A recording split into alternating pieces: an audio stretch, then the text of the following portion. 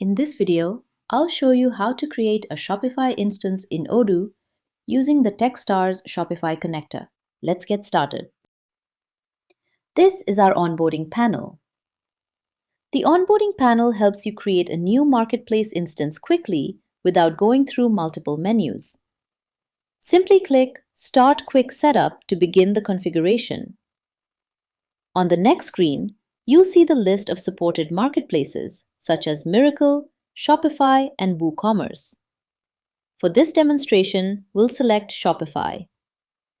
Now let's start configuring our Shopify instance. The setup process contains 4 simple steps. Step 1. Connect your Shopify store. The first step is connecting your Shopify store with Odoo. To complete this step, you'll need your Shopify store URL, an access token or API password. First, enter the instance name. This field is required because it helps identify your Shopify instance in Odoo. Next, you'll see the Import Orders From field. This field is optional. It does not allow you to import orders created before the selected date and time. Now enter your shop URL. After that, choose your authentication method. You can connect using either API password, access token. Use the checkbox to select the method you prefer. In this example, we'll use an access token. Once all the required information is entered, click Next.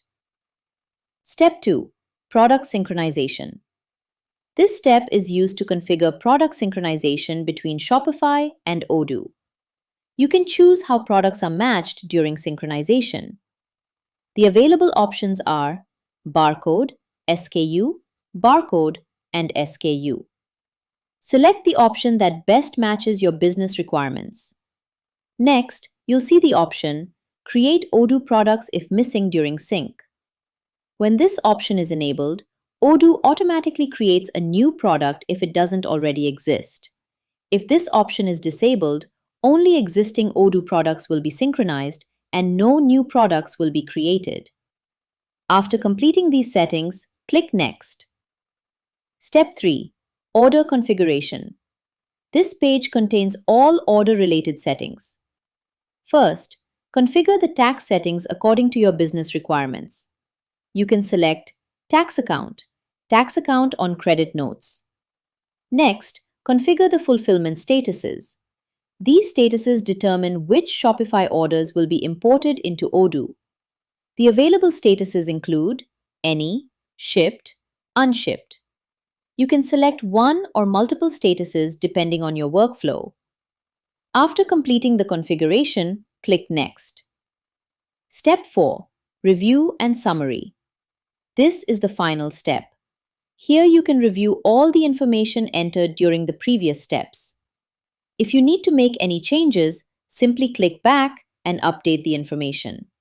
If everything looks correct, click Save and Confirm. Your Shopify instance is now created successfully, and you'll be redirected to the Instance Overview page. This is the Shopify Instance Overview. Let's quickly go through the available tabs. Last Processed On. This tab displays the latest synchronization details. For example, last order import, last product import, last inventory update. This information helps you monitor synchronization activity. Next, Credentials. The Credentials tab contains your Shopify connection details, including shop URL, API credentials, access token. Next, Configuration. This tab contains general configuration settings including warehouse, company, country, language. You'll also find the log level setting. The log level controls which logs are generated. For example, All records every log. Success records only successful operations. Effect records only failed operations. This makes troubleshooting much easier. Next, Product.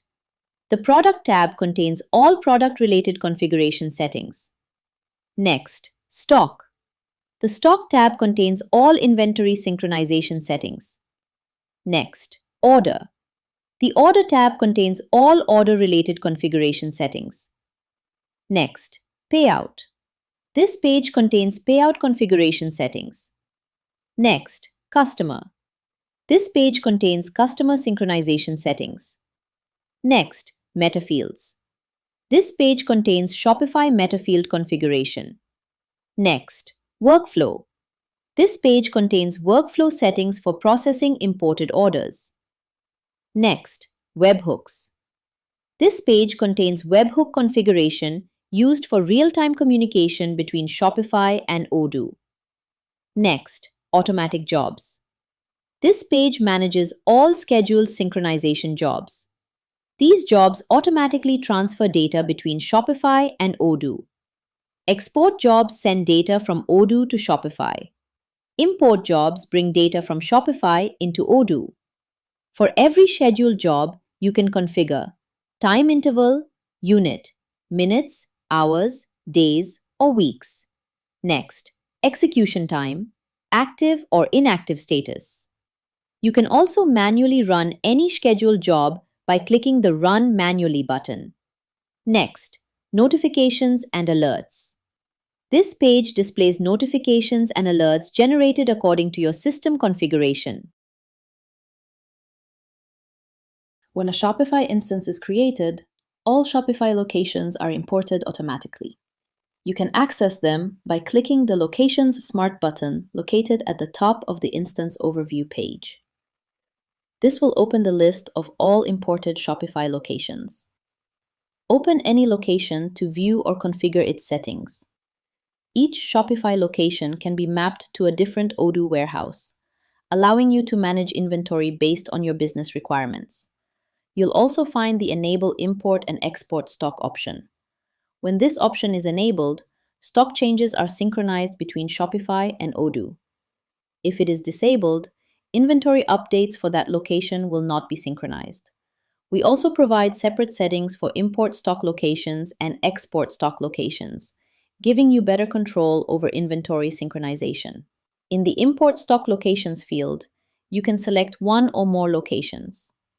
When stock is imported from Shopify, only the selected locations will be considered during the synchronization. Similarly, in the Export Stock Locations field, you can select multiple Odoo locations. When stock is exported from Odoo to Shopify, the available quantity from all the selected locations is combined and updated in your Shopify store. Finally, you'll see the Return Restock Warehouse option.